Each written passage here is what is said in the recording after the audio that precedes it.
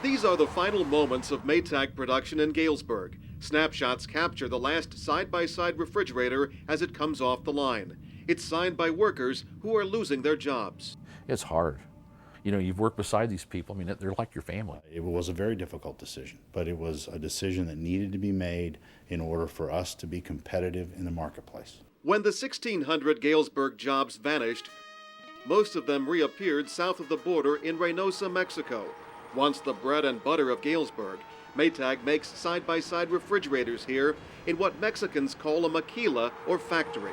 Maytag also operates 2 sub-assembly plants in Reynosa industrial parks. While companies like Maytag reap the rewards from relocating here in Reynosa, many workers endure low wages and difficult living conditions.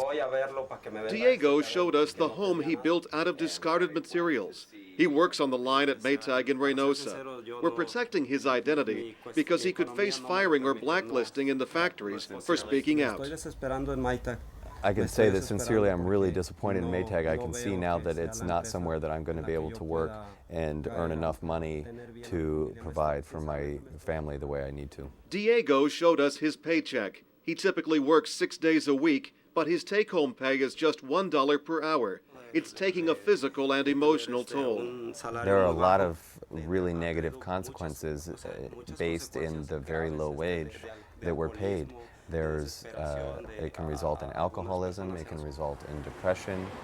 Tucked away on a Reynosa street, you'll find the Center for Frontier Studies and Human Rights. Arturo Solis is known worldwide as an advocate for Mexican workers. The big problem for workers who arrive here is that they don't know their rights when they get here, and their labor rights are not respected frequently or enforced by their unions. But at Maytag's corporate headquarters in Newton, Iowa, the company says that it pays a fair wage for the Reynosa marketplace. But we are very competitive in the community. We are not the highest and we are not the lowest. Maytag says that it abandoned Galesburg because of safety, quality, delivery, and cost issues, and now has significantly improved its competitive position by operating in Mexico.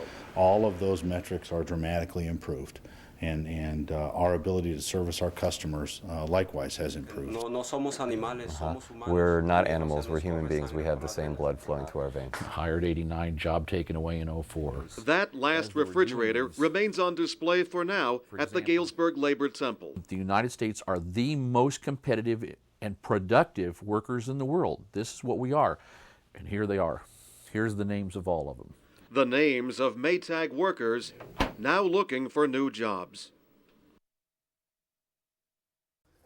We have had to understand Ed Kruger's mission in life, it's good to walk a mile in his shoes. They have little knowledge of labor law and the protections for the workers.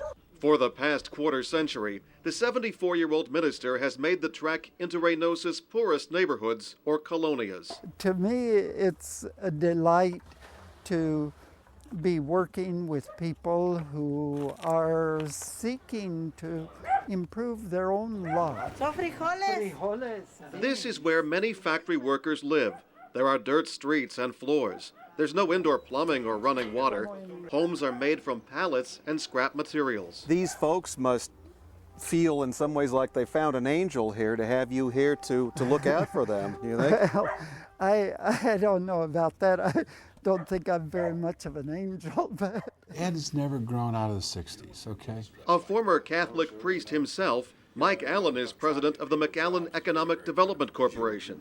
He's played a key role in attracting 200 companies during the past 18 years. Ed is well-intentioned and he's well-meaning.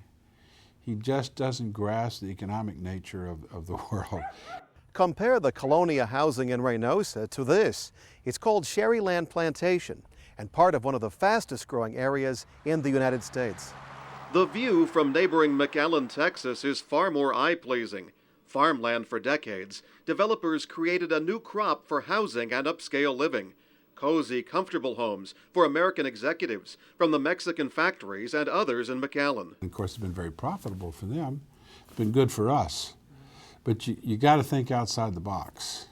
And you got to take all your assets, whatever those assets are.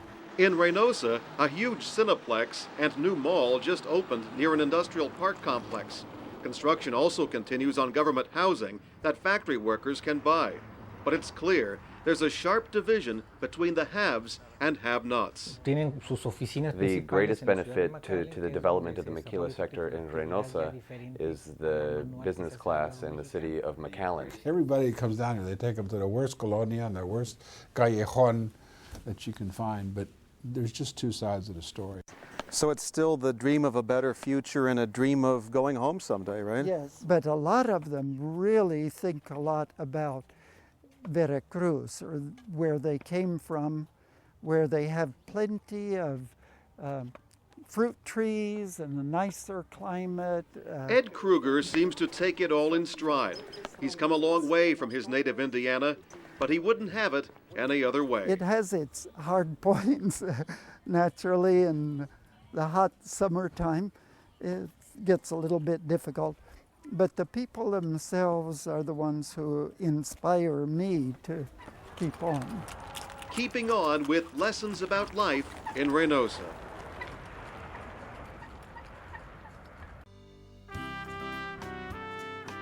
Reynosa, Mexico is truly a town where old meets new.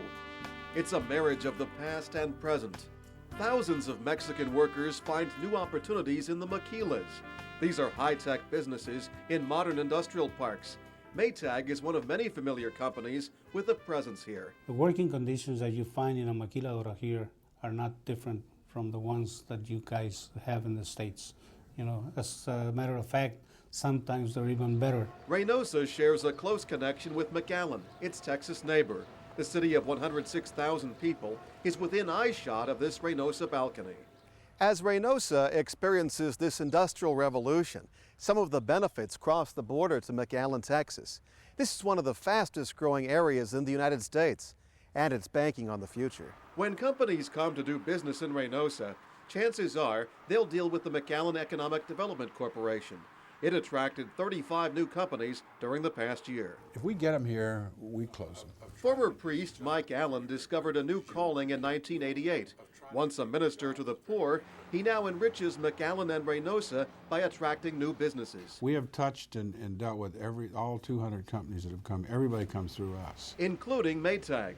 The American company blames safety, quality, delivery, and cost issues for closing its Galesburg plant, and became the last of its major competitors to set up shop in Mexico. We have been operating in Reynosa long enough to have validated the fact that our competitive position has improved significantly. That doesn't sit well at Galesburg City Hall. Mayor Bob Sheehan saw 1,600 jobs disappear with the closing. It's not being very level, not being very fair, at least in my opinion, to say, well, these were the issues at that time. They could have said this 2 years ago and allowed people, or 3 years ago, and allowed people to work on it and see what could happen. It never was done. I'm not here to protect Maytag profits. You know, I'm here to try to help the community, our people, get better skill levels. Reynosa and McAllen businesses benefit with the Foreign Trade Zone. Run by the Development Corporation, companies use it to transfer raw materials and finished products in and out of Mexico. During the past year, it moved $1 billion in merchandise. What we get from Mexico is equal to or a little bit higher quality than what we see on average in the United States. We set the industry standard, not just the Maytag standard, but we set the industry standard for service call rates out of our facility right up to when they close the doors on us. A closure that's still rippling all the way from Galesburg to Reynosa.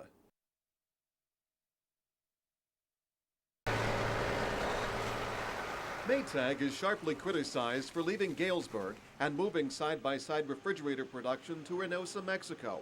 But other companies led the way globally. We are the last of the manufacturers to go to Mexico. Our two major competitors have been in Mexico for over 20 years. At the University of Texas Pan American, Dr. John Sargent is a leading researcher in the Mexican factory system. He says that Maytag has some catching up to do. They are certainly behind the curve as far as accessing a lower cost workforce than their competitors are. And I think that is responsible for some of the struggles that they've had financially over the last year or two. At the McAllen Economic Development Corporation, the autographed photo of the lonely Maytag repairman is prominently displayed in Keith Patridge's office. He's a key figure in Maytag's Reynosa deal. Manufacturing is reinventing itself every day because the pressure is on every company to compete in this global environment. Demands of a global economy will continue to shape manufacturing jobs in the United States and even here in Reynosa, Mexico. That's because competition from China can make items even more cheaply. Industry in general is not moving to Mexico, it's moving to China.